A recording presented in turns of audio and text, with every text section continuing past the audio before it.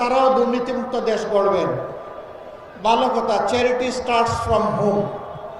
ভালো কাজ নিজের ঘর থেকে শুরু করতে হয়, সেটার প্রমাণ আগে দেন। 49 জন ঋণ খেলাপি যাদেরকে বগলের নিচে নিয়ে নির্বাচন করছেন, আগে তাদেরটা বাতিল ঘোষণা করেন।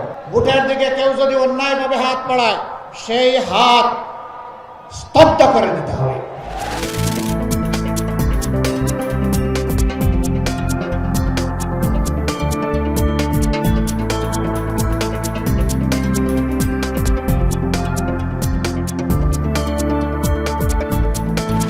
ইশতেহার এবং আমাদের 31 দফা নিয়ে 27 দফা নিয়ে অনেকগুলো কর্মসূচি গ্রহণ করেছি।